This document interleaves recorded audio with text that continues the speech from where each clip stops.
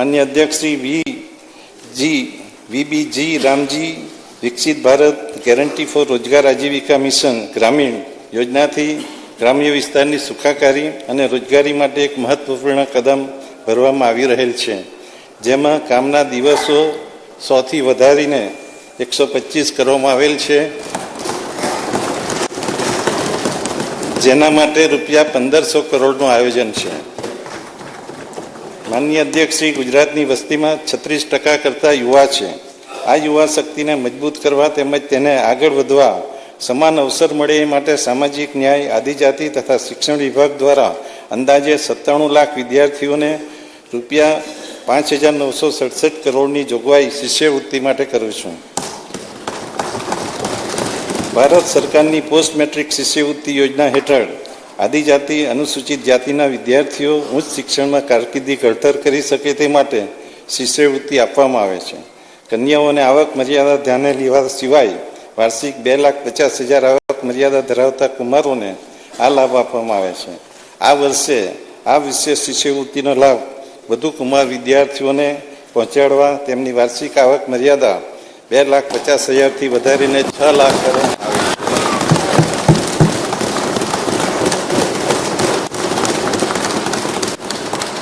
માનનીય અધ્યક્ષ શ્રી, આદિજાતિ, અનુસૂચિત જાતિ, વિકસતી જાતિ તેમજ આર્થિક રીતે પછાત વર્ગના આશ્રમ શાળાઓ, ગ્રાન્ટીન એડ છાત્રાલયો અભ્યાસ કરતા આશરે 2,77,552 વિદ્યાર્થીઓને મળતી માસિક સહાય 2160માં 340નો વધારો કરી 2500 કરવાની જાહેરાત કરું છું. માનનીય અધ્યક્ષ શ્રી, રાજ્ય સરકાર સંચાલિત એકલવ્ય મોડેલ રેસિડેન્શિયલ શાળાઓ અને કન્યા સાક્ષરતા શાળાનો અભ્યાસ કરતા 21,770 આદિજાતિ વિદ્યાર્થીઓ માટે વિદ્યાર્થી દીઠ અપાતી નિભાવ ગ્રાન્ટ 70,000માં રૂપિયા 10,000નો વધારો કરી રૂપિયા 80,000 કરવાની જાહેરાત કરું છું. અતિ આધુનિક ઇન્ફ્રાસ્ટ્રક્ચર સાથે આવકારદાયક વાતાવરણમાં શિક્ષણ મળી રહે એ માટે વધુ 926 પીએમશ્રી શાળાઓ શરૂ કરવામાં આવશે. માનનીય અધ્યક્ષ શ્રી, એક કેમ્પસ અવિરત શિક્ષણ મજબૂત ભવિષ્યના ધ્યેય સાથે બાળવાટિકાથી ધોરણ 10 સુધી વિદ્યાર્થીઓના અભ્યાસમાં તૂટ ન પડે એ માટે સંકલિત શાળાઓ બનાવવાની જાહેરાત કરું છું, જેનાથી શિક્ષણમાં ગુણવત્તા અને સ્થિરતા જળવાઈ રહે તેના માટે રૂપિયા 120 કરોડની જોગવાઈ સૂચવું છું. માનનીય અધ્યક્ષ શ્રી, ગાંધીનગર ખાતે દેશની સૌથી મોટી અને અતિ આધુનિક નમો સેન્ટ્રલ લાઇબ્રેરી સ્થાપવામાં આવશે, જેમાં અભ્યાસ અને વાંચનની સુવિધાઓ ડિજિટલ સ્વરૂપે ઉપલબ્ધ કરવામાં આવશે, જેના માટે આ બજેટમાં રૂપિયા 100 કરોડની જોગવાઈ સૂચવું છું. તેમજ આદિજાતિ વિસ્તારના તમામ તાલુકામાં ભગવાન બિરસા મુંડા લાઇબ્રેરી ઊભી કરવાના આયોજનના ભાગરૂપે આ વર્ષે 15 તાલુકાઓમાં લાઇબ્રેરી સ્થાપવાની જાહેરાત કરું છું. નમો સરસ્વતી વિજ્ઞાન સાધના યોજના દ્વારા વિદ્યાર્થીઓને વિજ્ઞાન પ્રવાહમાં પ્રવેશવામાં રસ લીધેલ છે, જેના કારણે છેલ્લા 2 વર્ષમાં કુલ પ્રવેશમાં 19% જેટલો વધારો થયેલો છે, જે માટે રૂપિયા 250 કરોડની જોગવાઈ સૂચવે છે. માનનીય અધ્યક્ષ શ્રી, દિવ્યાંગજનોને શાળામાં અભ્યાસ કરવામાં મુશ્કેલીનો સામનો ન કરવો પડે તે હેતુથી પરિવહન વ્યવસ્થાના ભાગરૂપે ટ્રાન્સપોર્ટ, એસ્કોર્ટ એલાઉન્સ અથવા બીજી અન્ય સુવિધાઓ માટે આયોજન કરેલ છે. અમારી સરકારે કૌશલ્ય વિકાસને પ્રાધાન્ય આપી યુવાનોને આત્મનિર્ભર તેમજ રોજગારલક્ષી બનાવવા અનેક પગલાં ભર્યા છે. ઉદ્યોગો સાથે સક્રિય ભાગીદારીથી ભાવિ જરૂરિયાતોને અનુરૂપ માનવ સંસાધન તૈયાર કરવાના હેતુસર નમો ગુજરાત કૌશલ્ય અને રોજગાર મિશનને વેગ આપવા માટે રૂપિયા 226 કરોડની જોગવાઈ સૂચવું છું. માનનીય અધ્યક્ષશ્રી, યુવાનોને રોજગારીની માટે કૌશલ્ય તાલીમ આપવાના હેતુથી મુખ્યમંત્રી એપ્રેન્ટિસ યોજના હેઠળ 1 લાખથી વધુ એપ્રેન્ટિસ તાલીમ મેળવે છે.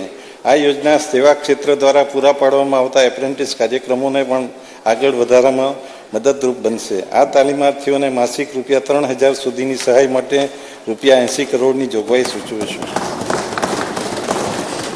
રાજ્યમાં સંશોધન અને ઉદ્યોગ સાહસિકતાને પ્રોત્સાહન આપવા આઈઆઈટી મોડેલ પર એલડી એન્જિનિયરિંગ કોલેજ અમદાવાદ ખાતે રિસર્ચ પાર્કની સ્થાપના કરવા માટે રૂપિયા 51 કરોડની જોગવાઈ સૂચવું છું. માન્ય અધ્યક્ષશ્રી, અમારી સરકારે ટેકનોલોજીને પરિવર્તનનું સાધન ગણેલ છે.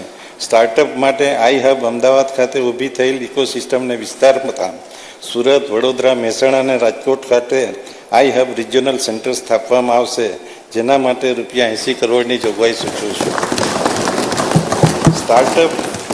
સ્ટાર્ટઅપ ક્ષેત્રે રાજ્યની સરકારની નીતિઓથી યુવાનોને વિચારથી વ્યવસાય સુધીનું પ્રોત્સાહન મળી રહ્યું છે.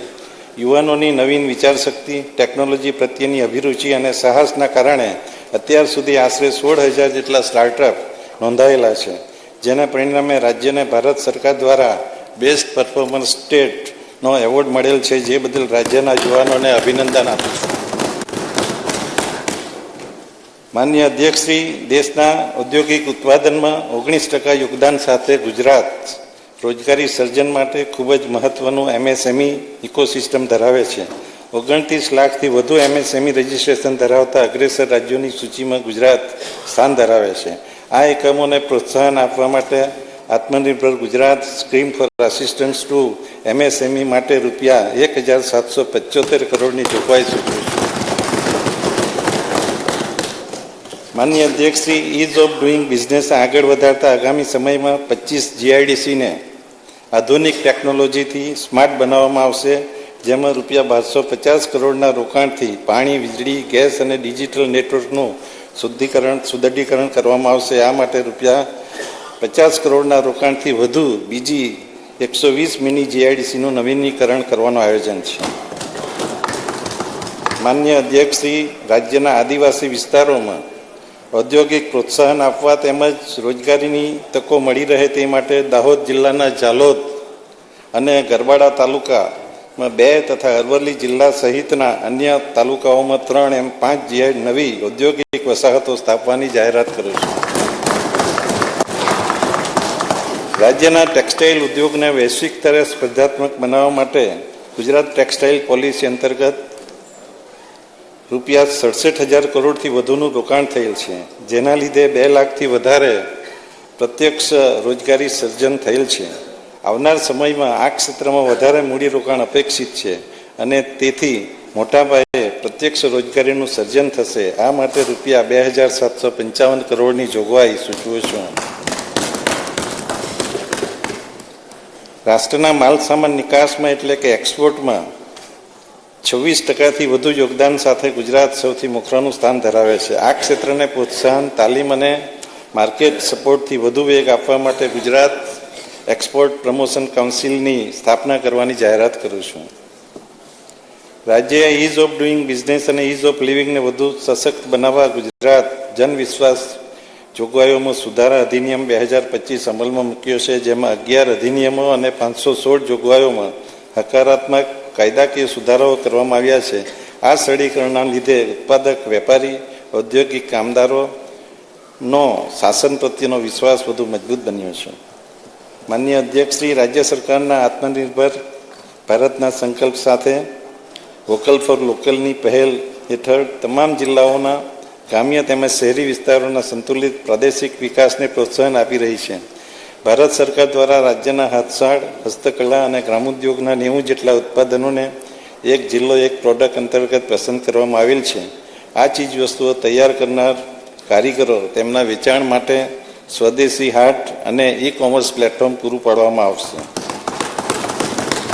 માનનીય અધ્યક્ષશ્રી, જગતના તાતે અન્નદાતા માટે કુદરતી આફતો જેવા કઠિન સમયમાં રાજ્ય સરકાર હંમેશા તેમની પડખે રહી છે. રાજ્યમાં આવેલ પૂર અને કમોસમી વરસાદને પરિણામે ખેડૂતોને થયેલા નુકસાનના મદદરૂપ થવા ₹11,000 કરોડથી વધુના કૃષિ રાહત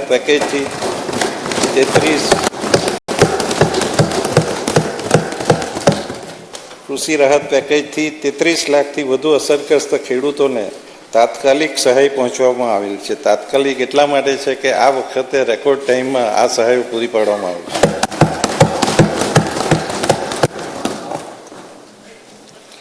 વાવણીથી વેચાણ સુધી ખેડૂતોને સાથે રહી જળ ઉત્તર થતાં બજારના ભાવોમાં મદદરૂપ કરવા 9,50,000થી વધુ ખેડૂતો પાસેથી ₹18,000 કરોડથી વધુની મગફળી, મગ, અડદ, સોયાબીન અને કપાસના ટેકાની ભાવે ખરીદ કરેલ છે. ખેડૂતોને ખેતી ક્ષેત્રે થતો ખર્ચ ઘટાડવા તેમજ પાક ઉત્પાદન અને આવક વધારવા યાંત્રિકીકરણનું મહત્ત્વ છે. Tractor, power trailer, seed drill, harvester જેવા યંત્રો દ્વારા ખેતી કામમાં ઝડપ અને ચોકસાઈ આવે છે.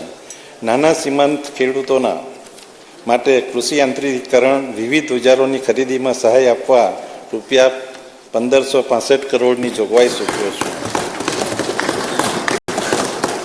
વધુમાં વધુ ખેડૂતો પ્રાકૃતિક ખેતી અપનાવે તે માટે અમારી સરકાર પ્રતિબદ્ધ છે. જેનો વ્યાપ વધારી પ્રોત્સાહન આપવા સેન્ટર ઓફ એક્સિલન્સ ઊભા કરવા, બજાર સુવિધા ઉપલબ્ધ કરાવવા, માર્કેટિંગ અને બ્રાન્ડ પ્રમોશન તથા હેન્ડ હોલ્ડિંગ અને સર્ટિફિકેશન સહાય માટે રૂપિયા 39 કરોડની જોગવાઈ સૂચવું છું. માનનીય અધ્યક્ષશ્રી, રાજ્યમાં કઠોળ, તેલીબિયા, ફાર્મ મિકેનાઇઝેશન, વેલ્યુ એડિશન અને એગ્રો પ્રોસેસિંગ માટે 6 સેન્ટર ઓફ એક્સિલન્સ ઊભા કરવાનું આયોજન છે, જેના માટે રૂપિયા 12 કરોડની જોગવાઈ સૂચવું છું. રાજ્યમાં બગાયત ક્ષેત્ર હેઠળનો વિસ્તાર છેલ્લા 2 વર્ષમાં લગભગ 2 લાખ હેક્ટરથી વધુ વિસ્તર્યો છે અને ફળ, શાકભાજી સહિતનું કુલ ઉત્પાદન 21 લાખ મેટ્રિક ટન સુધી વધુ થયું છે. રાજ્યના ખેડૂતોને ઓછા ખર્ચની સામે આવક વધારતા પર ડ્રોપ મોર ક્રોપ સૂક્ષ્મ સિંચાઈ યોજના હેઠળ અત્યાર સુધીમાં 25 લાખ હેક્ટર વિસ્તાર આવરી લેવાયેલ છે. બાકી રહેતા વિસ્તાર માટેનું કામ પ્રગતિ હેઠળ છે. દરિયામાં વહી જતા નર્મદાના પાણીને ઉત્તર ગુજરાત, સૌરાષ્ટ્ર અને કચ્છના સૂકા પ્રદેશને વાળવા સુજલામ સુફલામ પાઇપલાઇન યોજના માટે રૂપિયા 1237 કરોડ, સૌની યોજના માટે રૂપિયા 473 કરોડ અને કચ્છની યોજના માટે રૂપિયા 1333 કરોડ એમ કુલ 3043 કરોડની જોગવાઈ સૂચવી છે. અમદાવાદ જિલ્લાના નળકાંઠા વિસ્તારના છેવાડાના ગામોને પાઇપલાઇન અને કેનાલ મારફતે સિંચાઈ સુવિધા પૂરી પાડવાનું પ્રથમ તબક્કાનું કામ પૂર્ણ થયેલ છે અને બીજા તબક્કાનું કામ શરૂ કરવામાં આવેલ છે, જેના માટે રૂપિયા 958 કરોડની જોગવાઈ સૂચવું છું. માનનીય અધ્યક્ષશ્રી, રાજ્યના મત્સ્ય અને પશુપાલન ક્ષેત્રને આવક, રોજગાર અને પોષણનો મજબૂત આધાર બનાવવા અમારી સરકાર પ્રતિબદ્ધ છે.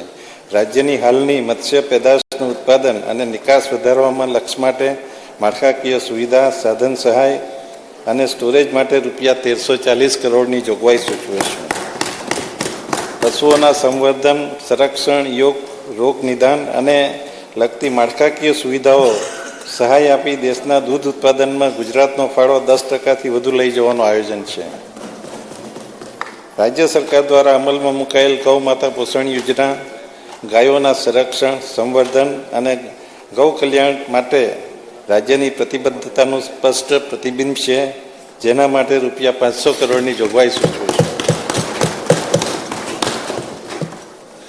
ખેડૂતો, પશુપાલકો, સાગર ખેડૂતો પોતાની પ્રવૃત્તિઓ સમયસર કરી શકે તે માટે કિસાન ક્રેડિટ કાર્ડ અંતર્ગત વ્યાજ સહાય આપવા માટે રૂપિયા 1539 કરોડની જોગવાઈ કરું છું. સહકારી મંડળીઓને બહુહેતુક કાર્ય કરવા સક્ષમ બનાવવામાં આવશે, જેમાં અનાજ સંગ્રહથી લઈ રાજ્યના 4 ઝોનમાં બાયો સીએનજી પ્લાન્ટની સ્થાપના કરવામાં આવશે, જેનાથી પશુપાલકોને પૂરક આવક તેમજ વાહનો માટે ગ્રીન ફ્યુઅલ ઉપલબ્ધ થશે, જે માટે રૂપિયા 112 કરોડની જોગવાઈ સૂચવું છું.